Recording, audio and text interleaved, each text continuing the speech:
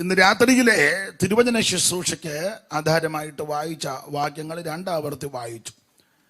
സകല മനുഷ്യർക്കും രക്ഷാകരമായ ദൈവകൃപ ഉദിച്ചുവല്ലോ.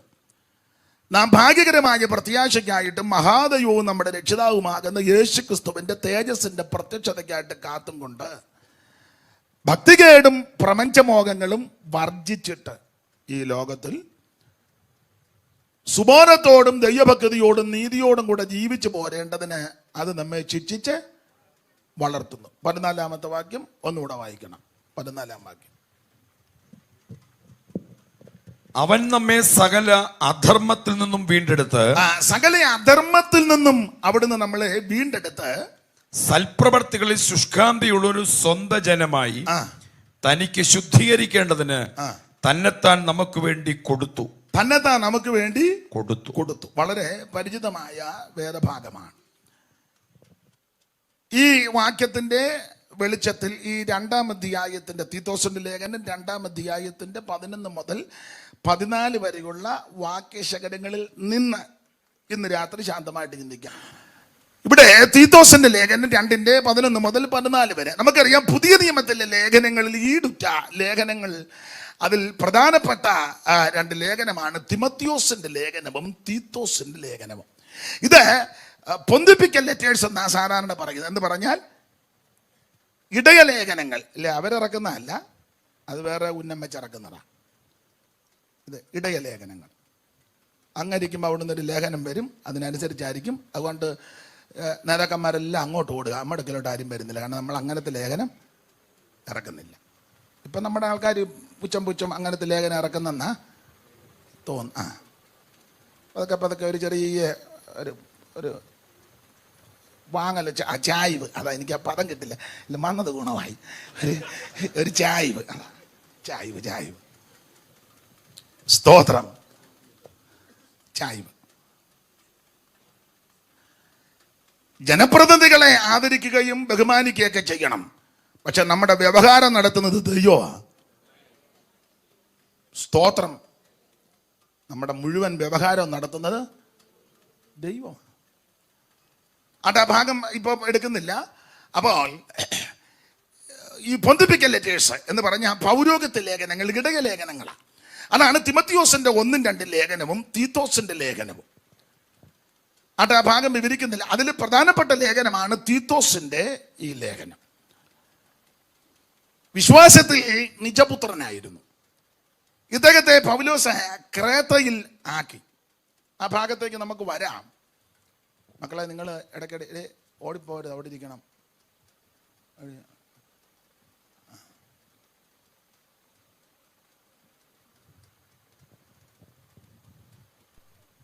അപ്പൊ ശ്രദ്ധിക്കുക, എനിക്ക് വളരെ നിർബന്ധമാണ്. യോഗം തുടങ്ങിക്കഴിഞ്ഞാൽ അല്ലേ അധ്യക്ഷനോട് നേരത്തെ പറയണം, ഞാൻ ഇടയ്ക്കൊന്ന് പോകും. അത് കുഞ്ഞുങ്ങളല്ലേ, ആരാന്നില്ല. ഇത് നമ്മുടെയൊക്കെ സഭകളിൽ മിക്കടുത്ത് അങ്ങ് കാളകളിയാണ്. തോന്നുമ്പം വരിക, തോന്നുമ്പം പോവുക. അത് ശരിയല്ല. അത് ഇവിടെ നിന്നല്ല, മൊത്തത്തിലാണ് ഞാൻ പറയുന്നത്. അത് ശുശ്രൂഷകന്മാർ കർക്കശമായിട്ട് അതൊക്കെ ഇപ്പം അവർക്കും പറയാൻ മേല ഉടനെ ട്രാൻസ്ഫർ ആക്കിക്കളയും. അതുങ്ങളും പേടിച്ച് വല്ല ജാതി 3 വല്ല എങ്ങനെയും തേക്കണം എന്നോർത്ത് അതുങ്ങൾ പിന്നെ നിങ്ങൾക്ക് പറയാൻ മേലത്തൊക്കെ എന്നെ ഏൽപ്പിച്ചാൽ മതി, ഞാനതിൻ്റെ പരുവത്തിന് പറഞ്ഞോളാം. നിങ്ങൾ പറഞ്ഞൊരു വിഷയം ഉണ്ടാക്കണ്ട. നമ്മൾ അതിനൊക്കെ ദൈവം എന്നെ ഈ പരുവത്ത് വിട്ടേക്കുന്നത്. ഇനിയിപ്പം ഞാൻ പറഞ്ഞാലേ ഇത് ഏക്കുള്ളൂ. നിങ്ങൾ പറഞ്ഞാൽ പ്രശ്നം ഉണ്ടാക്കും. അപ്പം നിങ്ങൾ അതിൻ്റെ പരുവത്ത് എനിക്ക് വേണ്ടി പ്രാർത്ഥിച്ചാൽ മതി. അപ്പം ശ്രദ്ധിക്കുക, ഈ തീത്തോസിന്റെ ലേഖനം ഇത് ഇടയലേഖനങ്ങളിൽ പെട്ടതാണ്. ആ ഭാഗത്തേക്ക് അധികം പോകുന്നില്ല. ഓരോ അധ്യായത്തിൽ പെട്ടെന്ന് മനസ്സിലാക്കാൻ ഓരോ കാര്യങ്ങൾ പൗലോസ് രേഖപ്പെടുത്തിയിട്ടുണ്ട്. നമ്മൾ എടുക്കാൻ പോകുന്ന വിഷയം യേശു ക്രിസ്തുവിന്റെ പ്രത്യക്ഷത. യേശു ക്രിസ്തുവിന്റെ, അതാണ് 11-ാം വാക്യം. ഒന്നുകൂടെ വായിച്ചേ ശിവ പാസ്റ്ററെ. സകല മനുഷ്യർക്കും രക്ഷാകരമായ ദൈവകൃപ ഉദിച്ചുവല്ലോ. നാം ഭാഗ്യകരമായ പ്രത്യാശ. അതാണ് നമ്മുടെ പ്രധാനപ്പെട്ട വിഷയം. ഭാഗ്യകരമായ പ്രത്യാശ. അത് യേശു ക്രിസ്തുവിന്റെ പ്രത്യക്ഷത. യേശു ക്രിസ്തു ഒരു വിഭാഗത്തിന്റെ ദൈവമല്ല, അവിടുന്ന് മുഴു ലോകത്തിന്റെയും ദൈവമാണ്. ക്രിസ്ത്യാനികളുടെ മാത്രം ദൈവമാണെന്ന് തെറ്റിദ്ധരിക്കരുത്. ക്രിസ്ത്യാനികളുടെ ദൈവമല്ല യേശു.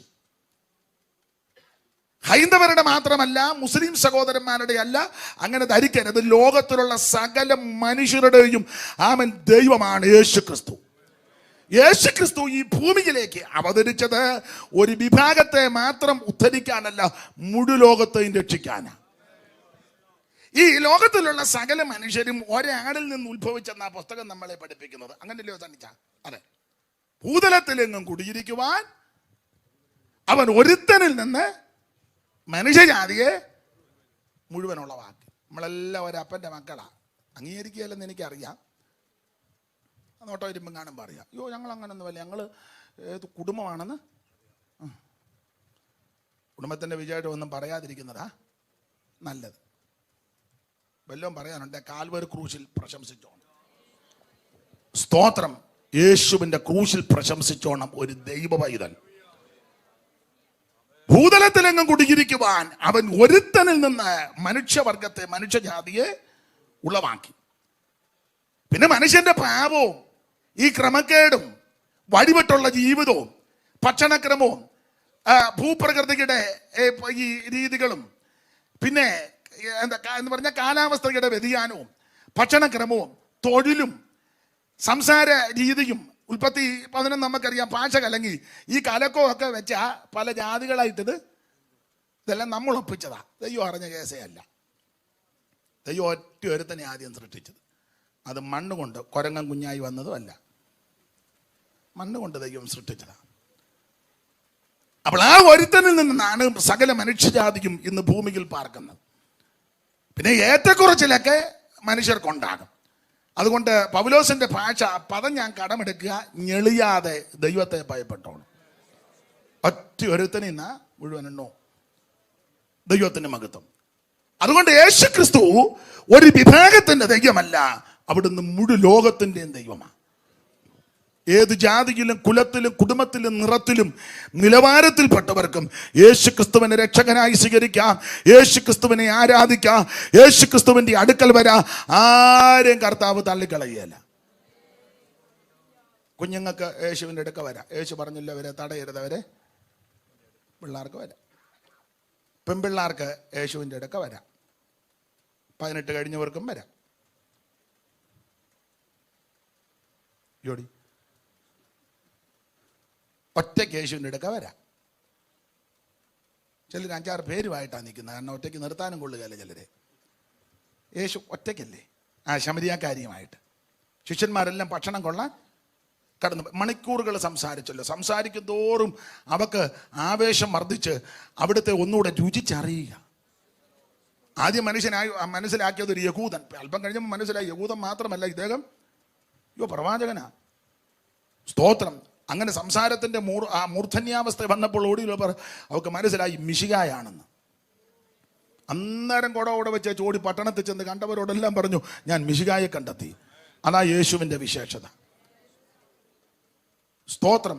കൊച്ചുങ്ങൾക്ക് വരാം, കുഞ്ഞു പെൺപിള്ളേർക്ക് വരാം, 18 സഹോദരിക്ക് വരാം, 18 കഴിഞ്ഞ അമ്മമാർക്കും സഹോദരിമാർക്കും ഒക്കെ യൗവനക്കാർക്കും എല്ലാം യേശുവിനിടയ്ക്ക് വരാം. ഇങ്ങോട്ടെടുക്കരുത്, അതിലെ പൊക്കണമെന്നൊന്നും യേശു പറയുകയില്ല. യേശു ക്രിസ്തുവിൻ്റെ ഐഹിക ശുശ്രൂഷ കാലത്തും എത്രയോ സഹോദരിമാർ കർത്താവിൻ്റെ കൂടെ കർത്താവിനെ ശുശ്രൂഷിച്ചു. മറിയ, മറ്റേ മറിയ, മറ്റന്നക്കാരത്തെ മറിയ, സൂസന്ന, യോഹന്ന, ശലോമി എന്ന് വേണ്ട സഹോദരിമാരെല്ലാം മാന്യമായിട്ട് ശുശ്രൂഷിച്ചു. കർത്താവ് അവരോടെല്ലാം മാന്യമായിട്ട് ഇടപെടുകയും ചെയ്തു. സഹോദരന്മാർക്ക് യേശുവിൻ്റെ അടുക്ക വരാം. യേശു ക്രിസ്തു ഇരിക്കുന്നിടത്തോട്ട് തന്നെ ചെല്ലണമെന്നില്ല. നമ്മുടെ വീട്ടിൽ വരുന്നവനായി യേശു. അവൻ ശിമോൻ്റെ വീട്ടിൽ വന്നപ്പോൾ അങ്ങനെ വീട്ടിൽ യേശു വരും. സ്തോത്രം. നീ ഇരിക്കുന്ന ഇടത്ത് യേശു വരും. യേശുവിനെ എടുത്തോണ്ടാരും പോകണ്ട, യേശു നടന്നു വന്നോളൂ. അവിടുന്ന് ജീവനുള്ള ദൈവമാണ്. ഇന്ന് രാത്രിയിലും അവിടുന്ന് നമ്മുടെ നടുവിൽ വന്നിട്ടുണ്ട്. മാറത്ത് പൊൻകച്ച കെട്ടവനായി, ചുട്ടുപടിപ്പച്ച വെള്ളോട്ടിന് സദൃശമുള്ള പാദമുള്ളവനായി, 7 നക്ഷത്രം വലങ്കി പിടിച്ച് നിലവിളക്കയുടെ നടുവിൽ നിലയങ്കി ധരിച്ച് നടകൊള്ളുന്ന നസറായൻ ഇന്ന് രാത്രിയിലും നമ്മുടെ നടുവിൽ വന്നിട്ടുണ്ട്. അനുഭവിക്കുന്നവരെയും അത് വിശ്വസിക്കുന്നവരെ ഓർത്ത് ദൈവത്തിന് മഹത്വം കരയേറ്റുക. Price the Lord. അപ്പൊ യേശുക്രിസ്തു ഒരു വിഭാഗത്തിന്റെ ദൈവമല്ല, മുഴു ലോകത്തിന്റെയും ദൈവമാണ്. പിന്നെ ആൾക്കാർ ഇങ്ങനെ പകുത്തൊക്കെ വെച്ചിരിക്കുന്നത്, ഞങ്ങളുടെ യേശു, ഇത് കത്തോലിക്കരുടെ യേശു, അത് യാക്കോബക്കാരുടെ യേശു, ഇത് മാർത്തോമക്കാരുടെ യേശു, ഇത് പെന്തിക്കോസുകാരുടെ യേശു, ഇത് ബ്രദറുകാരുടെ സെപ്പറേറ്റ് യേശു, ഇത് TPM-കാരുടെ സ്പെഷ്യൽ യേശു. അങ്ങനൊന്നുമില്ല. നിങ്ങൾ എന്നെ ഇങ്ങനെ തുറച്ചു നോക്കുന്നേ. യേശു ക്രിസ്തു ഒരുവനേ ഉള്ളൂ, അത് മുഴു ലോകത്തിൻ്റെ ദൈവമാണ്. അതുകൊണ്ടാണല്ലോ എനിക്കും ഈ മാർഗത്ത് വരുവാൻ ഇടയായി തീർന്നത്. ദൈവത്തിൻ്റെ മഹത്വം. അതുകൊണ്ട് ഇന്ന് രാത്രി അറച്ചും മടിച്ചും അകന്നു നിൽക്കാതെ യേശുവിൻ്റെ അടുക്ക വാ, നിന്റെ സകല പ്രശ്നങ്ങൾക്കും അവിടുന്ന് പരിഹാരം തരും. Price the Lord. അപ്പൊ യേശുക്രിസ്തുവിന്റെ പ്രത്യക്ഷത, ഭാഗ്യകരമായ പ്രത്യാശ. യേശുക്രിസ്തു ഈ ഭൂമിയിൽ അവതരിച്ചു. അതെന്തിനാ അവതരിച്ചത്? സകല മനുഷ്യന്റെയും പാപത്തിന് പരിഹാരം വരുത്തുവാൻ. ആ ഭാഗത്തേക്ക് വരുന്നതിന് മുമ്പ് ഒന്ന് രണ്ട് കാര്യങ്ങൾ ഈ ലേഖനത്തോട് ബന്ധപ്പെട്ട് നമുക്ക് ഒന്ന് ചിന്തിക്കാം. അപ്പൊ ഈ ക്രേത്തയിൽ പൗലോസ് തീത്തോസിനെ ആക്കിയേച്ചു പോയി. അതെന്തിനാന്ന് ചോദിച്ചാൽ 1-ാം അധ്യായം പഠിക്കുമ്പോൾ ഈ ചിലരുടെ വായെ അടയ്ക്കണം. അതിനാ ശുശ്രൂഷകനെ അവിടെ ആക്കി വെച്ചു പോയത്. ചിലരുടെ വായെ അടയ്ക്കണം. 11-ാം വാക്യം വായിച്ച 1:11. വിശേഷാൽ വൃഥാവാചന്മാരും മനോവഞ്ചകന്മാരുമായി വഴങ്ങാത്തവരെ പലരുമുണ്ടല്ലോ. 1:11. വിശേഷാൽ പരിച്ഛേദനക്കാർ തന്നെ അവരുടെ വായ അടയ്ക്കേണ്ടതാകുന്നു. അവരുടെ വായ അടയ്ക്കേണ്ടതാകുന്നു. അതാ 11-ാം വാക്യം. അവരുടെ വായ് ദുരാദായം വിചാരിച്ച് അവരുടെ വായ് അടയ്ക്കേണ്ടതാകുന്നു. അപ്പൊ ഈ തീത്തോസിനെ ക്രേത്തയിലാക്കി വെച്ച് പോകുന്നത് ചിലരുടെ വായെ അടയ്ക്കണം. ആരുടെ വായ അടയ്ക്കണം? 10-ാം വാക്യം. വൃഥാവാചാരന്മാരും മനോവഞ്ചകന്മാരുമായി വഴങ്ങാത്തവരായ പലരുമുണ്ടല്ലോ. വഴങ്ങാത്ത കുറെ കക്ഷികളുണ്ട്. അതെല്ലായിടത്തും ഉണ്ട് വഴങ്ങാത്തവര്. നമ്മുടെ വീട്ടിലുണ്ട് വഴങ്ങാത്തവർ. എന്ത് ചെയ്താ പെമ്പള വഴങ്ങുകയല്ല, എന്ത് ചെയ്താ മാപ്പിളയും വഴങ്ങുകയല്ല. കൊച്ചുങ്ങളൊട്ടും വഴങ്ങുന്നില്ല. പ്രായമുള്ളതല്ല, 85 അത് ലേശം വഴങ്ങുകയല്ല, പിടിവാശിയായിട്ടിരിക്കുക. നിങ്ങൾക്ക് മനസ്സിലാകുന്നുണ്ടോ?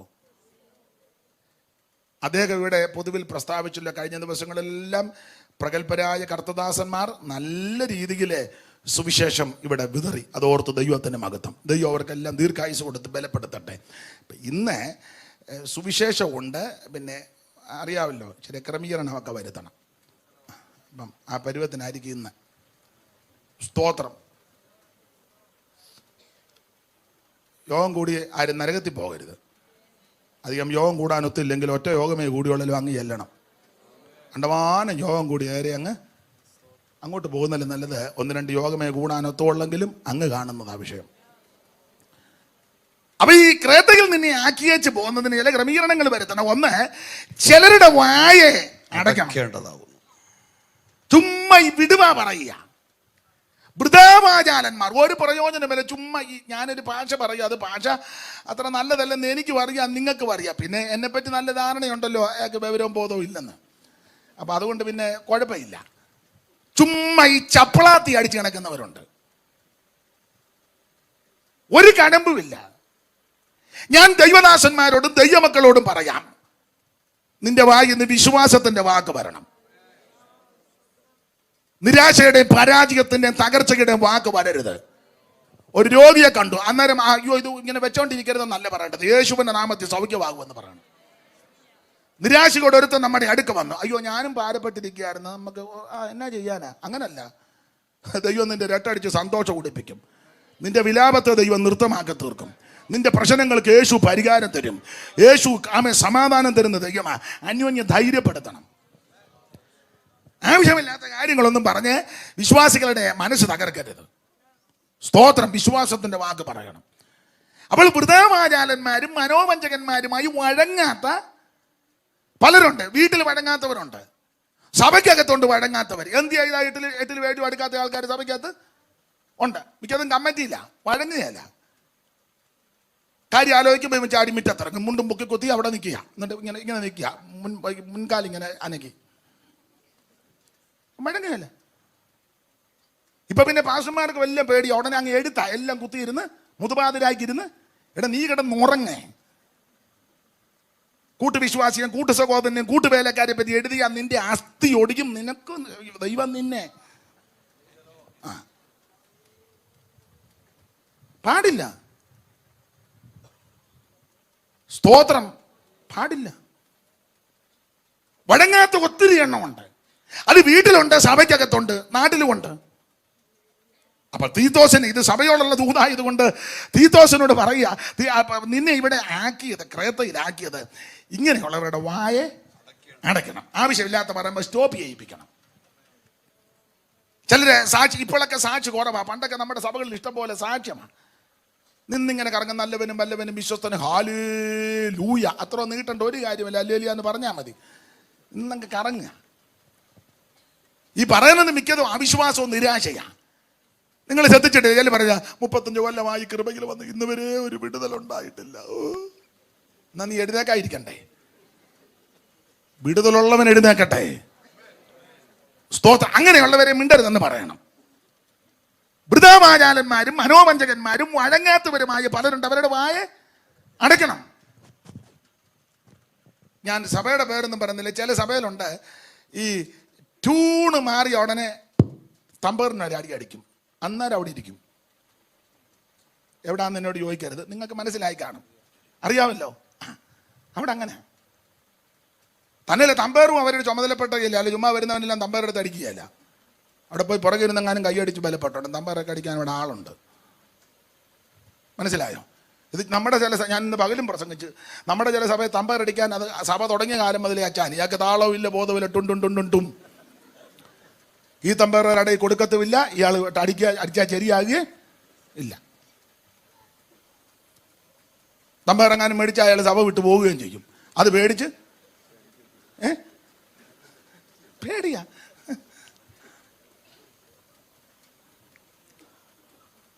അപ്പോൾ ശ്രദ്ധിക്കേണ്ട കാര്യം എന്തോ അമ്മയെ പറഞ്ഞേ, അമ്മയുടെ ആണ്ട് പറഞ്ഞല്ലോ സഹോദരി പുറകെ ഇരുന്ന് നമ്മുടെ ഇവിടെ തമ്പേറടിക്കുന്ന അച്ഛൻ്റെ കാര്യമാണോ? അതൊന്നും അല്ല ഞാൻ പറഞ്ഞത്. ഞാൻ പൊതുവിലങ്ങ് പറയുക. നിങ്ങളത് ഏറ്റെടുക്കണ്ട. അതൊക്കെ ആവശ്യമുള്ളവരിവിടെ കാണാം, അവർ ഏറ്റെടുത്തോളും. അപ്പോൾ വൃഥാവാചാലന്മാരും മനോവഞ്ചകന്മാരും വഴങ്ങാത്തവരുമായ ചിലരുണ്ട്. അവരുടെ വായെ അടയ്ക്കണം. അതാണ് ഒന്നാമത്തെ അധ്യായത്തിൽ. ഞാൻ വിസ്തരിക്കുന്നില്ല. രണ്ടാമത്തെ അധ്യായത്തിൽ പൗലോസ് കൊടുത്തിരിക്കുന്ന ഒരു പ്രയോഗം, സകലത്തിലും നമ്മെ തന്നെ മാതൃകയാക്കണം. രണ്ടാമത്തെ അധ്യായത്തിന്റെ 7 വായിച്ചേ. വിരോധി നമ്മെ കൊണ്ട് ഒരു തിന്മയും പറവാൻ വകയില്ല. വിരോധി നമ്മെ കൊണ്ടൊരു തിന്മയും പറവാൻ വകയില്ലാതെ ലജ്ജിക്കേണ്ടതിന് സകലത്തിലും നിന്നെ തന്നെ സൽപ്രവർത്തിക്ക് മാതൃകയാക്കി കാണിക്കാം. സകലത്തിലും നിന്നെ തന്നെ സൽപ്രവർത്തിക്ക് മാതൃകയാക്കണം. അപ്പൊ രണ്ടാമത്തെ അധ്യായത്തിലെ പ്രധാനപ്പെട്ട വിഷയത്തിൽ ഒന്ന്, സകല വിഷയത്തിലും നിന്നെ തന്നെ മാതൃകയാക്കണം. അത് ഈ ആരാധന മാത്രമല്ല, എല്ലാ മേഖലയിലും മാതൃകയുണ്ടായിരിക്കണം. ചർച്ചിൽ വരുന്ന 2-3 മണിക്കൂർ മാത്രമല്ല പെന്തിക്കോസ് മാതൃക, 24 മണിക്കൂർ മാതൃകയായിരിക്കണം. സംസാരത്തിലും ഇടപാടിലും കൊടുക്കവാങ്ങലിലും സഹകരണത്തിലും ചെയ്തികളിലും ജൈവനകളിലുമെല്ലാം സകല വിഷയത്തിലും മാതൃകയായിരിക്കണം. ഞാൻ ആ ഭാഗത്തേക്ക് പിന്നെ വരുന്നത് കൊണ്ട് ഇപ്പൊ അവിടെ തൊടുന്നില്ല. സ്തോത്രം. അപ്പൊ ഒന്നാമത്തെ അധ്യായത്തിൽ ചിലരെ വായ അടയ്ക്കണം. രണ്ടാമത്തെ അധ്യായത്തിൽ സകലത്തിലും മാതൃകയോടെ ജീവിക്കണം. മൂന്നാമത്തെ അധ്യായത്തിലെ പൗലോസ് പറയുക, തർക്കവും വാദവും എല്ലാം ഒഴിഞ്ഞു നിന്നേക്കണം. ആവശ്യമില്ലാത്ത തർക്കത്തിന് മൂന്നാമത്തെ അധ്യായത്തിന്റെ 9 വാക്യം വായിച്ചേ. മൗഢ്യതർക്കവും വംശാവലികളും കലഹവും ന്യായപ്രമാണത്തെ കുറിച്ചുള്ള വാദവും ഒഴിഞ്ഞു നിൽക്കുക. അതങ്ങ് ഒഴിഞ്ഞു നിൽക്കണം. ഇങ്ങനെയുള്ള ആ വിഷയങ്ങൾ ചെന്ന് ചാടരുത്. മൗഢ്യതർക്കവും ചുമ്മാ ആവശ്യമില്ലാത്ത വംശാവലി. ചിലരെല്ലാം ഈ വലിയ ഇഷ്ടമായി ഈ വംശാവലി പറഞ്ഞുകൊണ്ടിരിക്കുന്നത്. ഞങ്ങളുടെ അപ്പച്ചൻ്റെ അപ്പച്ചൻ. എന്തിനാ? നമുക്കെല്ലാവർക്കും കൂടി ഒരു പിതാവല്ലേ ഉള്ളൂ, സ്വർഗസ്ഥൻ. ഒരേ ഒരു രക്ഷകനല്ലേ ഉള്ളൂ, യേശുക്രിസ്തു. ഒരേ ഒരു നായകനല്ലേ ഉള്ളൂ, യേശുക്രിസ്തു. ഒരേ ഒരു രക്ഷിതാവല്ലേ ഉള്ളൂ, യേശുക്രിസ്തു. അതല്ലേ ഏറ്റവും ശ്രേഷ്ഠം. അപ്പൊ ആവശ്യമില്ലാത്ത മൗഢ്യതർക്കവും വംശാവലികളും ഈ കെട്ടുകഥ ഇതെല്ലാം അങ്ങ് ഒഴിഞ്ഞു നിൽക്കണം. തർക്കം പാടില്ല. തർക്കം ദൈവസഭയ്ക്കില്ലെന്നാ പൗലോസ് എഴുതിയേക്കുന്നത്. ഒരുവൻ തർക്കിക്കാൻ ഭാവിച്ചാൽ അങ്ങനെയുള്ള മര്യാദ നമുക്കില്ല. ഒഴിഞ്ഞങ്ങ് മാറിയ ഇത് അങ്ങോട്ടും ഇങ്ങോട്ടും ഈ തർക്കമെന്നല്ല ഇപ്പം അതിന് ഖണ്ഡനമെന്നൊക്കെ. അത് ചുമ്മാ ഈ വിഷയം ഒരു സബ്ജക്റ്റ് എടുത്ത് അത് പറയുകയല്ല. ജയിക്കാതെ വരുമ്പോൾ പിന്നെ റൂട്ട് മാറ്റുക. നിന്റെ ചരിത്രം എനിക്കറിയാം ഉണ്ടോ? നേരെ ആ ചരിത്രം പറയാനാണോ തുടങ്ങിയത്? ആണോ? മഹോദരവത്തിന് മുമ്പ് യേശു വരുമോ, അത് കഴിഞ്ഞ് വരുമോ, അതിനിടയ്ക്ക് വരുമോ? ഇതായിരുന്നു വിഷയം. അവസാനം വന്ന് നിന്നത് നിന്റെ ചരിത്രം എനിക്കറിയാമെന്ന്. അപാകത കണ്ടോ? ഉടനെ അവൻ ഇങ്ങോട്ട്, നിന്റെ ചരിത്രം എന്നെ കൊണ്ട് അധികം കുഴഞ്ഞു. നിങ്ങൾക്ക് മനസ്സിലാകുന്നുണ്ടോ? ഒഴിഞ്ഞു നിന്നേക്കണം. ഈ പണ്ടൊക്കെ ഖണ്ഡനം നടത്തും, അത് പ്രതിപക്ഷ ബഹുമാനത്തോടാ ഖണ്ഡനം. അതാ, മറ്റു കാര്യം ഒന്നും പറയത്തില്ല, ആ സബ്ജക്റ്റാ. ഇന്ന് ഞാൻ ചിലത് ശ്രദ്ധിക്കാറുണ്ട്, സബ്ജക്റ്റ് വിട്ടാ ഉപദേശത്തിൽ കയറി അവസാനം പിന്നെ ഉപദേശമല്ല പറഞ്ഞ് വേറെ വിഷയമാണ് പറയാൻ, പിന്നെ വ്യക്തിഹത്യ നടത്തും. അത് പാടില്ല. ഞാൻ ആ ഭാഗം അങ്ങ് വിടുക. നിങ്ങളുടെ നോട്ടോ ഇരിപ്പം കണ്ടിട്ട് ഇതൊന്നും ഇവിടെ പറഞ്ഞാൽ എറിക്കുകയല്ലെന്നാ, എന്നാൽ എറിക്കുന്നിടത്തോട്ട് പോകാം. അപ്പൊ ശ്രദ്ധിക്കുക, ഇതെല്ലാം അങ്ങ് ഒഴിഞ്ഞിരിക്കണം. അപ്പൊ ഈ കാരണങ്ങൾക്ക് പൗലോസ് അവിടെ തീത്തോസിനെ ആക്കിയത്. ആട്ടെ, ഞാൻ ആ ഭാഗം വിവരിക്കുന്നില്ല. എടുത്ത വിഷയം 2-ാം അധ്യായത്തിന്റെ 11 മുതൽ 14 വരെ ആ ഭാഗത്ത് വായിക്കുന്നത്, സകല മനുഷ്യർക്കും രക്ഷാകരമായ ദൈവകൃപ ഉദിച്ചുവല്ലോ. നാം ഭാഗ്യകരമായ പ്രത്യാശയ്ക്കായിട്ടും മഹാദൈവവും നമ്മുടെ രക്ഷിതാവുമായ യേശുക്രിസ്തുവിന്റെ തേജസ്സിന്റെ പ്രത്യക്ഷതയ്ക്കായിട്ടും കാത്തുകൊണ്ട് ഭക്തികേടും പ്രപഞ്ചമോഹങ്ങളും വർജിച്ചിട്ട്. അപ്പൊ ശ്രദ്ധിക്കുക, ആ ഭാഗ്യകരമായ പ്രത്യാശ, നമ്മുടെ പ്രത്യാശ, ഈ നമ്മുടെ പ്രത്യാശ പോലെ പ്രത്യാശയുള്ള ഒരു ഇനം ഈ ലോകത്തിലില്ല. ആരോട് പറയാ? നമ്മുടെ പ്രത്യാശയെന്ന് ഞാൻ ഉദ്ദേശിച്ചത്, നമ്മളെന്ന് ഞാൻ ഉദ്ദേശിച്ചത് രക്ഷിക്കപ്പെട്ടു എന്ന് പറഞ്ഞാൽ യേശു ക്രിസ്തുവിനെ രക്ഷിതാവായി സ്വീകരിച്ചു, സ്നാനപ്പെട്ടു. എങ്ങനെ? വെള്ളത്തിൽ മുങ്ങി പിതാവിൻ്റെയും പുത്രൻ്റെയും പരിശുദ്ധാത്മാവിൻ്റെ നാമത്തിൽ സ്നാനപ്പെട്ടവർ. നമ്മുടെ ഞാൻ ഉദ്ദേശിച്ചത് ആത്മസ്നാനം പ്രാപിച്ചവർ. ആ പദം പറയുന്നത് വിവാദമാണ്, എന്നാലും മനസ്സിലാകാൻ അഭിഷേകം പ്രാപിച്ചവർ. അഭിഷേകം എന്നുള്ള പദം പറഞ്ഞാൽ കയറി കൊത്തും, അതെനിക്കറിയാം, എന്നാലും മനസ്സിലാകാനാ അഭിഷേകം പ്രാപിച്ചവർ.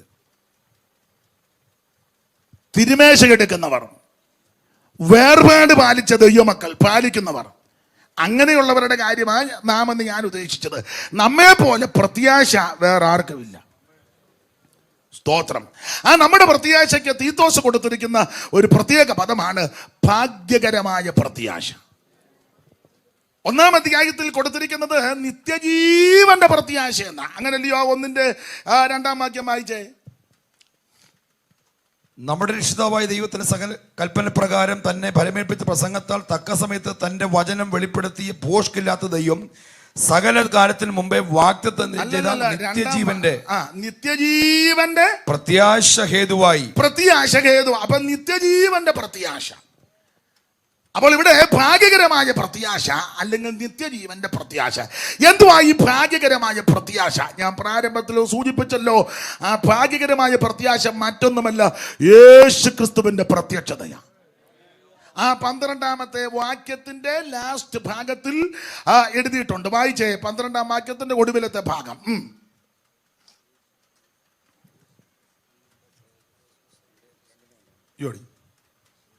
2-ാം അധ്യായത്തിന്റെ 12-ാമത്തെ വാക്യത്തിന്റെ ഒടുവിലത്തെ ഭാഗം രണ്ടുപേരുടെ ചേർന്നങ്ങ് വായിക്കേ. യേശുക്രിസ്തുവിന്റെ തേജസ്സിന്റെ പ്രത്യക്ഷതയ്ക്കായിട്ടും. യേശുക്രിസ്തുവിന്റെ തേജസ്സിന്റെ പ്രത്യക്ഷത. അപ്പൊ ശ്രദ്ധിക്കുക, എന്താ നമ്മുടെ പ്രത്യാശ? ഭാഗ്യകരമായ പ്രത്യാശ യേശുക്രിസ്തുവിന്റെ തേജസ്സിന്റെ പ്രത്യക്ഷത. ഞാനും നിങ്ങളും ഈ ദുഷ്ടലോകത്തിൽ, പാപലോകത്തിൽ കാത്തിരിക്കുന്നത്, ഇനി കാത്തിരിക്കുന്ന ഒരൊറ്റ വിഷയമാണ്, പ്രധാനപ്പെട്ട വിഷയം യേശുക്രിസ്തുവിന്റെ പ്രത്യക്ഷത. ഇനി എത്രയും അല്പകാലം കഴിഞ്ഞിട്ട് വരുവാനുള്ളവൻ വരും. അതാണ് നമ്മുടെ പ്രതീക്ഷയും പ്രത്യാശയും. യേശുക്രിസ്തു ഒരിക്കൽ ഈ ഭൂമിയിൽ പ്രത്യക്ഷപ്പെട്ടു. എന്തിന്? മനുഷ്യവർഗത്തിന്റെ പാപത്തിന് പരിഹാരം വരുത്തുവാൻ. കന്യകാസൂനുമായി ഈ ഭൂമിയിൽ അവിടുന്ന് തിരുവെടുത്ത് മുന്നമേ കുറിച്ചു വെച്ചതുപോലെ അവതരിച്ചു.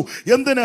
സകല മനുഷ്യരെയും അവൻ പാപത്തിൽ നിന്ന് രക്ഷിക്കുവാൻ. അതുകൊണ്ടാണല്ലോ ഗബ്രിയേൽ മാലാഖ വന്ന് പ്രത്യക്ഷപ്പെട്ടപ്പോൾ പറഞ്ഞത്, അവന് യേശുവെന്ന് പേരിടണം എന്ന് പറഞ്ഞ അവൻ രക്ഷിതാവാ. അവൻ മാനവജനതയെ അവരുടെ പാപങ്ങളിൽ നിന്ന് രക്ഷിപ്പാനിരിക്കൊണ്ട്. മനുഷ്യവർഗത്തിന്റെ പാപത്തിന് വരിക കർമ്മമാർഗം കൊണ്ടല്ല, പുണ്യപ്രവർത്തി കൊണ്ടല്ല. ഒരു സാധനം എടുത്തോണ്ട് അങ്ങോട്ടും ഇങ്ങോട്ടും ഓടുകയും വേണ്ട, ഉരുളുകയും വേണ്ട, നടക്കുകയും വേണ്ട, മുട്ടയിൽ വെടയണ്ട, ചെരുപ്പിട്ടോണ്ടും ചെരുപ്പിട്ട അതൊക്കെ ചെരുപ്പിട്ട് ഇടുകയോ ഇടാതിരിക്കുക അവനോ ഇഷ്ട. അതുകൊണ്ടൊന്നും രക്ഷപ്പെടുകയല്ല. സ്തോത്രം. വെള്ള വസ്ത്രം മാത്രം ധരിച്ചാലൊന്നും രക്ഷിക്കപ്പെടുകയല്ല. വെള്ള മാത്രം, ചുമന്നത് മാത്രം ഉടുത്താലൊന്നും രക്ഷപ്പെടുകയല്ല. കറുപ്പ് മാത്രം ഉടുത്തത് കൊണ്ട് കാര്യമാകില്ല. മഞ്ഞ മാത്രം ഉടുത്തത് കൊണ്ടും കാര്യമല്ല. ഉടുക്കണമെന്നേ ഉള്ളൂ, ഏത് വേണേലും ഉടുക്കാം. പക്ഷെ നീ അങ്ങ് പോകണമെങ്കിൽ യേശു ക്രിസ്തുവിനെ രക്ഷിതാവായി സ്വീകരിക്കണം. അതിന് 5 പൈസ മുടക്കണ്ട, അര കാശ് മുടക്കണ്ട, അര മൈൽ നടക്കണ്ട. ഹൃദയം കർത്താവിന് കൊടുക്കുക. അല്ല അവൻ എഴുന്നേറ്റ് ബഹളവും വെപ്രാളവും ഉണ്ടാക്കണ്ട. ഇരിക്കുന്ന ഇടത്ത്, കേൾക്കുന്ന ഇടത്തിരുന്ന് പറഞ്ഞാൽ മതി, യേശുവേ ഞാനൊരു പാപിയാ, എൻ്റെ പാപത്തിൻ്റെ പരിഹാരത്തിന് അങ്ങ് മരിച്ചുവെന്ന് ഞാൻ വിശ്വസിക്കുന്നു. ഇന്ന് രാത്രി എന്നെ രക്ഷിക്കണമെന്ന് ആര് ആത്മാർത്ഥമായി ദൈവത്തോട് പ്രാർത്ഥിക്കും, അവരെ ഇന്ന് രാത്രി യേശു രക്ഷിക്കും. ഈ രാത്രി ചില ജീവിതങ്ങളുടെ രക്ഷയുടെ രാത്രിയാകട്ടെ. അര കാശ് മുടക്കണ്ട, അര മൈൽ നടക്കണ്ട. ഹൃദയം കർത്താവിന് കൊടുക്ക്. ഇന്ന് രാത്രി യേശു ക്രിസ്തു നിന്നെ രക്ഷിക്കും. രക്ഷിപ്പാൻ കഴിവുള്ള ഒരുവനേ ഉള്ളൂ, നസറയനാകുന്ന യേശു ക്രിസ്തു. Price the Lord. അവിടുന്ന് മാത്രമാണ് രക്ഷിപ്പാൻ കഴിവുള്ളവൻ. അവിടുന്ന് മാത്രമാണ് ആരാധനയ്ക്ക് യോഗ്യൻ. സ്തോത്രം. ആരെ ആരാധിക്കണമെന്ന് ചോദിച്ചാൽ ഒറ്റ വാക്ക് പറയാം, അവന് ദൈവത്തെ ആരാധിക്കണം. മനുഷ്യനെ ആരാധിക്കരുത്, മൃഗങ്ങളെ ആരാധിക്കരുത്, ഇഴജാതി, പറവജാതി, പക്ഷി, മൃഗാദികളെ ഒന്നും ആരാധിക്കരുത്, സൂര്യനെയും ചന്ദ്രനെയും ഒന്നും ആരാധിക്കരുത്, ഭൂചരകേജ വസ്തുക്കളെ ആരാധിക്കരുത്. ആരാധനയ്ക്ക് യോഗ്യൻ യേശു ക്രിസ്തുവാ. അതെന്താ യേശു ക്രിസ്തു ആരാധനയ്ക്ക് യോഗ്യ ആകാൻ കാരണം? ഒന്ന്, അവിടുന്ന് മാത്രമാണ് വീണ്ടെടുപ്പാൻ കഴിവുള്ളവൻ. വീണ്ടെടുക്കാൻ കഴിവുള്ളവനെ വേണം പ്രിയപ്പെട്ടവർ ആരാധിക്കുവാൻ. മാത്രമല്ല അവിടുന്ന് മരിച്ച് ഉയർത്ത ദൈവമാണ്, അതുകൊണ്ട് അവിടുത്തെ ആരാധിക്കണം. മാത്രമല്ല വെളിപ്പാട് പുസ്തകം പഠിക്കുമ്പോൾ അവിടുന്ന് അവൻ ജയം പ്രാപിച്ചവനാ. ഇന്ന് രാത്രി ആരാധനിക്കാൻ യോഗ്യനായ ഒരുവനേ ഉള്ളൂ, നസറയനാകുന്ന യേശു ക്രിസ്തു. Price the Lord. അതുകൊണ്ടല്ലയോ ആ പൊന്നും മൂരും കുന്തിരിക്കും കൊണ്ടുവന്ന് അവിടുത്തെ തൃപ്പാനത്തിൽ കാഴ്ചവെച്ച് അമ്മയും മോനും കിടക്കുന്നെങ്കിൽ വണങ്ങി അവനെ നമസ്കരിച്ചു ആരാധിച്ചതാണല്ലോ നമ്മൾ തിരുവചനത്തിൽ വായിക്കുന്നത്. ആമേൻ. ആരാധനയ്ക്ക് യോഗ്യൻ യേശു ക്രിസ്തു. ഒന്ന് പകർന്നിന്നടുക്കൽ ഭക്തിയോടെ പൊന്നമൂര കുന്തിരിക്കം കാഴ്ചവെച്ചു. വന്നു പകർന്നിന്നടുക്കൽ ഭക്തിയോടെ പൊന്നമൂര കുന്തിരിക്കം കാഴ്ചവെച്ചു. ഉന്നതാധികാരമുള്ള മന്നവൻ നീയെന്നു ധന്യർ സന്നമിച്ചു ഘോഷിക്കും നീതാ. നിശങ്കമായി സിയോൻ മണവാളനെ, ശ്രീ നരപതിയെ സിയോൻ മണവാളനെ. നാശപാത്രമായ ലോകം ആകെയുദ്ധരിപ്പതിന് കന്യകയിൽ ജാതനായി വന്ന ശ്രീ നരപതിയെ സിയോൻ മണവാളനെ, ശ്രീ നരപതിയെ സിയോൻ മണവാളനെ. അതിടയർ കൂട്ടമായി വന്ന നേരം ഈറ്റുശീലയിൽ കിടന്ന യേശുദേവാ. അതിടയർ കൂട്ടമായി വന്ന നേരം ഈറ്റുശീലയിൽ കിടന്ന യേശുദേവാ. പട്ടിനുള്ള മൂലവസ്തു സൃഷ്ടി ചെയ്ത ദൈവമേ, ക്ലിഷ്ടമാക്കിടപ്പും കണ്ടു ഞാൻ നമിക്കുന്നേ സിയോൻ മണവാളനെ, ശ്രീ നരപതിയെ സിയോൻ മണവാളനെ. നാശപാത്രമായ ലോകം ആകെയുദ്ധരിപ്പതിനായി കന്യകയിൽ ജാതനായി വന്ന ശ്രീ നരപതിയെ സിയോൻ മണവാളനെ, ശ്രീ നരപതിയെ സിയോൻ മണവാളനെ. അപ്പൊ യേശു ക്രിസ്തു ഒരിക്കൽ പ്രത്യക്ഷപ്പെട്ടു. ആ പ്രത്യക്ഷത അവൻ കന്യാസൂനുമായി ഈ ഭൂമിയിൽ അവതരിച്ചു. എന്തിന്? മനുഷ്യവർഗത്തിന്റെ പാപത്തിന് പരിഹാരം വരുത്തുവാൻ. എബ്രായ ലേഖനം 10-ാം അധ്യായത്തിന്റെ 26-ാമത്തെ വാക്യത്തിൽ ചെറിയ സൂചന പൗലോസ് അവിടെ തരുന്നുണ്ട്. എബ്രായ ലേഖനം അറിവുള്ള വാക്യമെങ്കിലും വായിച്ചോ. 10:26. സത്യത്തിന്റെ പരിജ്ഞാനം ലഭിച്ച ശേഷം നാം മനഃപൂർവ്വം പാപം ചെയ്താൽ പാപങ്ങൾക്ക് വേണ്ടി ഇനി ഒരു യാഗവും ശേഷിക്കാതെ ന്യായവിധിക്കായി ഭയങ്കരമായ ഒരു പ്രതീക്ഷയും എതിരാളികളെ ദഹിപ്പാനുള്ള ക്രോധാഗ്നിയുമേ ഉള്ളൂ. മോശയുടെ ന്യായപ്രമാണം അനുസരിക്കാതെ വന്ന 9-ാം അധ്യായത്തിന്റെ 26 വായിച്ചേ. അങ്ങനെയായാൽ ലോകസ്ഥാപനം മുതൽക്ക് അവൻ പലപ്പോഴും കഷ്ടം അനുഭവിക്കേണ്ടിയിരുന്നു. എന്നാൽ അവൻ ലോകാവസാനത്തിൽ സ്വന്തം യാഗം കൊണ്ട് പാപപരിഹാരം വരുത്തുവാൻ ഒരിക്കൽ പ്രത്യക്ഷനായി. അപ്പോൾ ആദ്യത്തെ പ്രത്യക്ഷത അവൻ മുഴുലോകത്തിന്റെയും പാപത്തിന് പരിഹാരം വരുത്തുവാൻ അത് വരുത്തി അവിടുന്ന് തിരുവെടുത്ത് കൊരിന്ത്യലേഖനം 1-ാം ലേഖനം 15-ാം അധ്യായത്തിന്റെ 2, 3, 4 വാക്യത്തിന്റെ വെളിച്ചത്തിൽ അവൻ ഇങ്ങനെ വ്യാഖ്യാനിക്കുന്നതാണ് കുറച്ചുകൂടെ നല്ലത്. നമ്മുടെ കർത്താവാകുന്ന യേശു ക്രിസ്തു തിരുവെടുത്ത് പറഞ്ഞതുപോലെ ജനിച്ച്, തിരുവെടുത്ത് പറഞ്ഞതുപോലെ ജീവിച്ച്, തിരുവെടുത്ത് പറഞ്ഞതുപോലെ അവൻ മരിച്ച്, തിരുവെടുത്ത് പറഞ്ഞതുപോലെ അടക്കി, തിരുവെടുത്ത് പറഞ്ഞതുപോലെ ഉയർത്തു. ഇത് അമ്മുമ്മ കഥയും കെട്ടുകഥയും ഊകാപോകതോ ഉമ്മാക്കി കഥയൊന്നുമല്ല, ഇത് നടന്ന കാര്യമാണ്. Price the Lord. തിരുവെടുത്ത് പറഞ്ഞതുപോലെ അവിടെ നീ ഭൂമിയിൽ ജനിച്ചത്. ജനിക്കുന്നതിന് എത്രയോ കൊല്ലം മുമ്പ് പറഞ്ഞ് എനിക്ക് വന്ന് കൃത്യം സ്ഥലം പറഞ്ഞ് കൃത്യം സ്ഥലത്താ നമ്മൾ എനിക്ക് വന്ന് പറഞ്ഞെടുത്തൊന്നും സ്തോത്രം. ആശുപത്രി എനിക്ക് വന്ന ഓർത്തത്, പക്ഷെ വേറെ ആശുപത്രിയിലാണ് പോയി ജനിച്ചത്. അത് ജനിക്കേണ്ട സമയത്തുമല്ല. ചെല്ലുപടത്തിലെ കുഞ്ഞ് പിന്നെ 7-ാം മാസം. ഞാനും നിങ്ങളും എല്ലാം കണക്ക് തെറ്റിയായി ജനിച്ചത്. കൃത്യത്തിന് ഒരുവനേ ഉള്ളൂ, യേശു ക്രിസ്തു മാത്രം. നമ്മളെല്ലാം കണക്ക് തെറ്റി ജനിച്ചത് കൊണ്ടാണ് നമ്മുടെ ഇരിപ്പും നോട്ടം കാണും പറയും അതെല്ലാം പിശകി ജനിച്ചതാണ്. പിന്നെ ആ മുഖവും ഇരിപ്പും പരുവക്കേടും കാണും. നിങ്ങൾ അങ്ങോട്ടും ഇങ്ങോട്ടും നോക്കി എല്ലാം കണക്ക് തെറ്റി ജനിച്ചതാണ്. ആദ്യം എന്നെ നോക്കേ. കൃത്യത്തിന് വല്ലതും ജനിക്കായിരുന്നു ഇങ്ങനെ നിൽക്കുവോ? സ്തോത്രം. ഞാൻ നിങ്ങളുമെല്ലാം കണക്ക് തെറ്റി പറന്നവരാ. എന്നാൽ കൃത്യത്തിന് പറന്ന ഒരുവനേ ഉള്ളൂ, ക്രിസ്തു. സ്തോത്രം. കന്യകാസുതനായി തരയിൽ വന്നുദിച്ച ധന്യനിമ്മാനുവൽ ഇവൻ താനേ. കന്യകാസുതനായി തരയിൽ വന്നുദിച്ച ധന്യനിമ്മാനുവൽ ഇവൻ താനേ. ഇവനെ ഇവനെ ഇവനെ ഇവനെ ക്രിസ്തേശുരേ രക്ഷകൻ ഇവൻ താനേ. ഇവനെ ഇവനെ ഇവനെ ഇവനെ ക്രിസ്തേശുരേ രക്ഷകൻ ഇവൻ താനേ. ആദിയിൽ പറുദീസിൽ നാഥൻ വാക്കു ചൊന്ന നാരികിൻ സന്തതി ഇവൻ താനേ. ആദിയിൽ പറുദീസിൽ നാഥൻ വാക്കു ചൊന്ന നാരികിൻ സന്തതി ഇവൻ താനേ. ഇവനെ ഇവനെ ഇവനെ ഇവനെ ക്രിസ്തേശുരേ രക്ഷകൻ ഇവൻ താനേ. ഇവനെ ഇവനെ ഇവനെ ഇവനെ ക്രിസ്തേശുരേ രക്ഷകൻ ഇവൻ താനേ. ഇത് തിരുവെടുത്ത് പറഞ്ഞതുപോലെ ആ ക്രിസ്തു ജനിച്ചത് ഇന്ന സ്ഥലത്ത് ജനിക്കു പറഞ്ഞു. സൂക്ഷ അവിടെ ജനിച്ചു. കന്നിപ്രസംഗം ഇന്ന സ്ഥലത്താന്ന് പറഞ്ഞു. സൂക്ഷ അവിടെ കന്നിപ്രസംഗം. ഇരുട്ടിലിരുന്ന ജനം വലിയൊരു വെളിച്ചം കണ്ടു. യെശയ്യാ 9.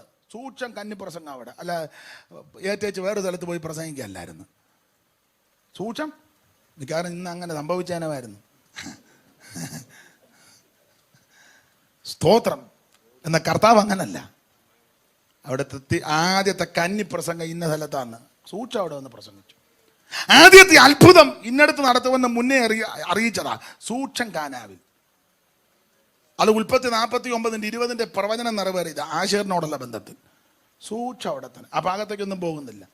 എല്ലാം തിരുവെടുത്ത് പറഞ്ഞതുപോലെ. ദൂതൻ വന്ന് പറഞ്ഞു ഒരു കാര്യം, ഓസപ്പേ കൊച്ചിനെ എടുത്തോണ്ട് ഓടിക്കോളാൻ പറഞ്ഞു. എങ്ങോട്ട്? സ്തോത്രം. ഓടിക്കോ, ഇവിടെ നിൽക്കരുതെന്ന് പറഞ്ഞു. ഹരോദാവ് കൊച്ചുങ്ങളെ കൊല്ലാൻ. സ്തോത്രം. മിസ്രയീമിൽ ഞാൻ എൻ്റെ മകനെ വിളിച്ചു വരുത്തി. അത് കൃത്യം അതുപോലെ നിറവേറി. അത് കഴിഞ്ഞപ്പോൾ പിന്നെയും പ്രശ്നം. അന്നാരും നസറേത്തിൽ പോയി താമസിച്ചു. അവൻ നസറായനെന്ന് അറിയപ്പെടാൻ. എല്ലാം തിരുവെടുത്ത് പറഞ്ഞതുപോലെ. അറിയാവില്ല, നിങ്ങളോട് ആ ഭാഗമൊന്നും പറയണ്ട. എല്ലാം തിരുവെടുത്ത്. ഊഹാഭോഗം കെട്ടുകഥയൊന്നുമല്ല. അവിടുന്ന് തിരുവെടുത്ത് പറഞ്ഞതുപോലെ തിരുപ്പറവി, തിരുവെടുത്ത് പറഞ്ഞതുപോലെ യാത്ര, തിരുവെടുത്ത് പറഞ്ഞതുപോലെ ജീവിതം, തിരുവെടുത്ത് പറഞ്ഞതുപോലെ ശുശ്രൂഷ, തിരുവെടുത്ത് പറഞ്ഞതുപോലെ കഷ്ടാനുഭവങ്ങൾ, തിരുവെടുത്ത് പറഞ്ഞതുപോലെ അടക്കം, തിരുവെടുത്ത് പറഞ്ഞതുപോലെ ഉയർപ്പ്. ഇന്നും തിരുവെടുത്ത് പറഞ്ഞതുപോലെ നമുക്ക് വേണ്ടി മധ്യസ്ഥത അണയ്ക്കുന്നു. അങ്ങനെയെങ്കിൽ തിരുവെടുത്ത് പറയുന്നത് പോലെ അവിടുന്ന് തിരിച്ചു വരും. Price the Lord. അതാ നമ്മുടെ പ്രത്യാശ. ആ പ്രത്യാശയ്ക്ക് ആ പൗലോസ് ഇവിടെ കൊടുത്തിരിക്കുന്നത് ഭാഗ്യകരമായ പ്രത്യാശ. ഈ പ്രത്യാശ ഇതര വ്യക്തികൾക്കില്ല, ഇത് വേർപെട്ട ദൈവമക്കൾക്കാണ്.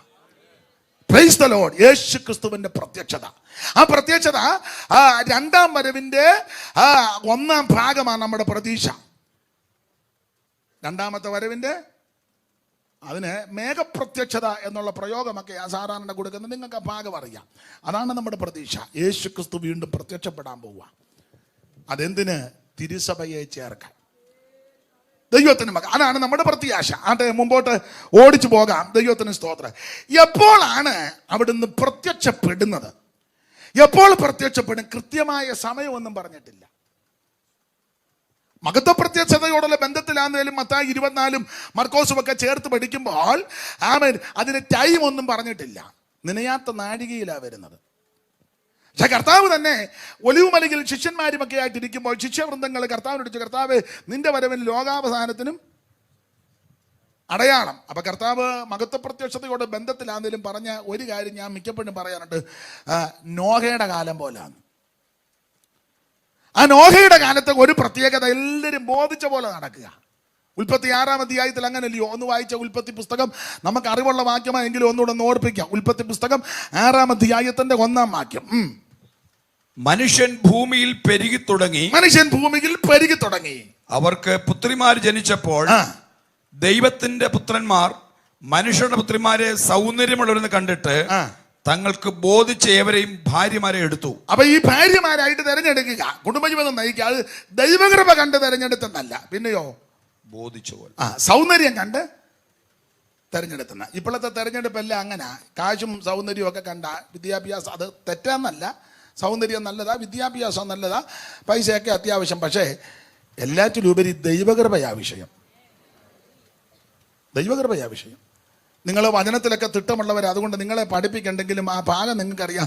യഹോശാഫാത്ത് ആഗാവുമായിട്ട് സംബന്ധം ഉണ്ടായിരുന്ന എന്ന് പറഞ്ഞ യഹോശാഫാത്തിന്റെ മോൻ യഹോരാമിനെ കൊണ്ട് ആഗാബിന്റെ മോൾ അദല്യായെ കെട്ടിച്ചു. ഇത് ദൈവകൃപ നോക്കി കെട്ടിച്ചതല്ല, കാശ് നോക്കി കെട്ടിച്ചതാണ്. ആ 18-ാം അധ്യായത്തിന്റെ 1-2 വായിച്ച്. ദിനവൃത്താന്തങ്ങളുടെ 2-ാം പുസ്തകം 18-ാം അധ്യായത്തിന്റെ 1-2.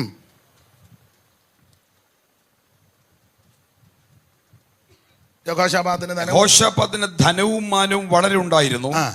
അവൻ ആഹാബിനോട് സംബന്ധം കൂടി. അവൻ ആഹാബിനോട് സംബന്ധം കൂടിയെന്ന എന്ന് പറഞ്ഞാൽ, ഇത് വചനം ധ്യാനിക്കുന്നവർക്ക് ഈ ഭാഗം കുറച്ചുകൂടെ ബോധ്യപ്പെടും. പുതുതായിട്ട് കേൾക്കുന്നവർക്ക് ചിലപ്പോൾ മനസ്സിലായില്ലെന്ന് വരും. യഹോശാഫാത്തിന് ധനവും മാനവും വളരെ ഉണ്ടായിരുന്നു. അവൻ ആഗാവുമായിട്ട് സംബന്ധം കൂടി എന്ന് പറഞ്ഞ യഹോശാഫാത്തിന്റെ മോൻ യഹോരാമിനെ കൊണ്ട് ആഗാബിന്റെ മോൾ അദല്യായെ കെട്ടിച്ചു. ഇത് ദൈവകൃപ നോക്കി വിവാഹം ബന്ധത്തിൽ ഏർപ്പെട്ടതല്ല, കാശാ വിഷയം. കാശും പൊസിഷനും. കാരണം രണ്ടും റോയൽ ഫാമിലി. ഒന്ന് ആഹാബിന്റെ കുടുംബം, ഇപ്പറ യഹോശാഫാത്തിന്റെ കുടുംബം. ഫാമിലി നല്ലതാ, നമ്മൾ പറയല്ലേ നല്ല സെറ്റപ്പാണ്, നല്ല സെറ്റപ്പാണ് ഫാമിലി സെറ്റപ്പ്. പിന്നെ രണ്ടും അറിയാമല്ലോ, രണ്ട് പ്രഗത്ഭരായ 2 പേരുടെ മക്കള്. ഈ കല്യാണം ദൈവഹിതമല്ല, ഇത് കാശും പുത്തനെ നോക്കി കെട്ടിച്ചതാ. ഞാൻ കഴിഞ്ഞ ദിവസവും പ്രസംഗിച്ച് പറഞ്ഞ, പണ്ടൊക്കെ പെന്തിക്കോസുകാരാന്നില്ല നമ്മൾ, പെന്തിക്കോസുകാർ കല്യാണം ആലോചിക്കുമ്പോൾ ഒത്തിരി കാര്യം ചോദിക്കും. രക്ഷിക്കപ്പെട്ടതാണോ? അയ്യോ പിന്നെ. ഉറപ്പിക്കത്തില്ല. സ്നാനപ്പെട്ടതാണോ? അയ്യോ പിന്നെ. കല്ലടയാറ്റില്ല അവനെ മുക്കിയത്. അപ്പം അതിനകത്ത് പാലത്തെ വരെ ആൾക്കാർ ഞാന്ന് കിടക്കുകയായിരുന്നു അവൻ്റെ. എന്നാലും ഉറപ്പിക്കത്തില്ല. അവൻ അഭിഷേകം പ്രാപിച്ചാന്നോ? അതോ എല്ലാവരും ആത്മാവിലാകുമ്പോൾ വേണ്ട എന്ന് പറഞ്ഞിരിക്കുകയാന്നോ? അവൻ അഭിഷേകം പ്രാപിച്ചാ? അയ്യോ അവൻ്റെ അടുത്ത് പോലും ഇരിക്കാൻ മേല അത്രയ്ക്ക്. പിന്നെ പണ്ടൊക്കെ അങ്ങനെ. അടുത്ത ചോദ്യം, അവൻ സഭായത്തിന് വരുമോ? കാരണം പ്രാപിച്ചാലും ഇങ്ങോട്ട് വരികയല്ല, എല്ലാവരും അവിടെ തന്നെ ഇരിക്കുക, പ്രാപിച്ച് അവിടെ തന്നെ ഇരുന്ന് കുലുങ്ങുക. ഇപ്പം ഈ കോവിഡ് വന്നതിൻ്റെ ചില നിയമങ്ങൾ ഗവൺമെൻറ് ചെയ്തു, അത് നല്ലത്. പക്ഷേ ഇപ്പം അതൊരു നല്ല താരിപ്പാക്കി പലരും കണ്ടിരിക്കുക, ഹോളിലോട്ട് വരാൻ മേല. ഒറ്റ കല്യാണം വിടുകയില്ല, പക്ഷേ സഭാകോളി കയറുകയില്ല.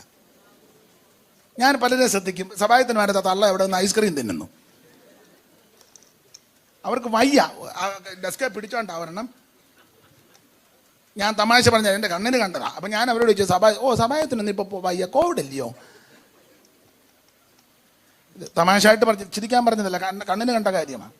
പള്ളി മാത്രം വരാൻ, അതിന് പള്ളി കോവിഡ്, കല്യാണത്തിനോ ഒരു കോവിഡും. നിന്നെ ദൈവം കീറും, ഇനി എന്നാ കീറാനാ? പിന്നെ വേറൊരു മറുവശമുണ്ട്. ഈ മിക്ക പള്ളിയിൽ ഇപ്പം ചെല്ലുന്നതും അസ്വസ്ഥത, അതിനകത്ത് മുഴുവൻ ബഹളവും വഴക്കും പിടുത്തവുക.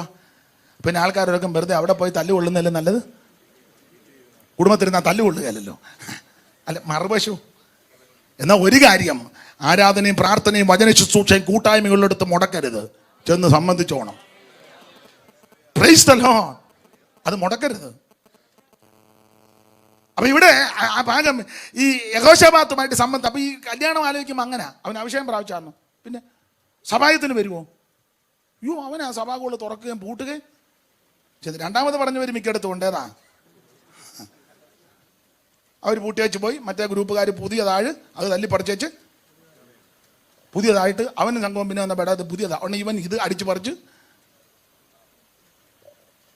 അവസാനം ദൂതന്മാർ വരേണ്ട സ്ഥലത്ത് പോലീസ് എല്ലാം കൂടെ വന്ന് നിങ്ങൾ 8 മുതൽ 10 വരെ കയറിയാട്ടെ. അവിടെ പോലീസ് തോക്കുമായിട്ട് അവിടെ നിൽക്കുക. വല്ല കാര്യമുള്ള കാര്യം. എന്നിട്ട് പാസ്റ്റർ പറയും, കർത്താവേ ദൂതന്മാർ കുനിഞ്ഞു നോക്കുന്ന ആരാ? കുനിഞ്ഞു നോക്കുന്ന പോലീസ് ആടാ. നീ അവിടെ നിന്ന് വല്ല വിക്രിയ കാണിക്കുന്നുണ്ടെന്ന് അവന്മാരവിടെ കുനിഞ്ഞു നോക്കുന്നു. അത് നിങ്ങൾക്ക് ഇടയ്ക്ക് നാരങ്ങാ വെള്ളം കൊണ്ട് കൊടുക്കണം. വരുന്ന മെനക്കേടെന്തല്ലാന്ന് ഓർത്തോണം. ആട്ടെ, ഞാൻ ആ ഭാഗത്തേക്ക് പോകുന്നില്ല. പണ്ടൊക്കെ ഇത് ചോദിക്കും, അവനെ സഭായത്തിന് വരുമോ? അന്നേരം പറഞ്ഞത്, അയ്യോ അവൻ സഭായത്തിന്, അവൻ ആ ഹോള് വന്ന് തുറക്കുകയും അത് കഴിഞ്ഞെല്ലാം ക്രമീകരിച്ച് പൂട്ടുകയൊക്കെ ചെയ്യുന്നു. ഉടനെ ചോദിക്കും, ആട്ടെ അവൻ കർത്തൃമേശ എടുക്കുമോ, തിരുമേശ? പണ്ടൊക്കെ അത് ചോദിക്കും. ഞാൻ പെന്തിക്കോസുകാരോടൊരു കാര്യം പറയാം, വിശേഷിച്ച് ശുശ്രൂഷകന്മാരോടും എന്നെ കേൾക്കുന്നവരോട്. ദൈവസഭയ്ക്കകത്ത് തിരുമേശ എടുക്കാൻ പ്രാഗപ്പില്ല ഇല്ലാത്തവൻ ഒരു അഭിപ്രായവും പറയരുത്. എല്ലാ ആഴ്ചയിലും തിരുമേശ നടത്തുന്നതാ ശരിയായ ആരാധന. ഞാൻ കണ്ടിട്ടില്ലെങ്കിലും ക്ലാസ്സിന് ഇരുന്നിട്ടില്ലെങ്കിലും വേദപുസ്തകത്തിന്റെ വെളിച്ചത്തിലും IPCയുടെ അഭിമാനമായിരുന്നല്ലോ മൺമറഞ്ഞ TG ഉമ്മച്ചനപ്പച്ചൻ അവർകൾ. അദ്ദേഹത്തിന്റെ അടിസ്ഥാന വേദോപദേശമൊക്കെ കേട്ടിട്ടുള്ളവരായി ഇവിടെ ഇരിക്കുന്ന പലരും സണ്ണിച്ചാനൊക്കെ അനുഭവിച്ചിട്ടുള്ളവരാ. തിരുമേശയില്ലാത്ത ആരാധനയല്ല. സ്തോത്രം. ഇത് മാസത്തിൽ 1, 2 മാസം കൂടുമ്പം എന്നെ ചന്ദ്രൻ ഒതുക്കിയാന്നോ? അപ്പൊ ഇത് എല്ലാ ആഴ്ചയിലും നടത്തണം, കുറഞ്ഞ പക്ഷം. അങ്ങനെ ഇത് നടത്തുമ്പോൾ അതിൽ പ്രാഗൽഭ്യത്തോടെ എടുക്കാൻ ഒക്കാത്തവരുണ്ടല്ലോ, അതിന് അഭിപ്രായം ഒന്നും പറയരുത്. അവിടെ ഇരുന്നോണം.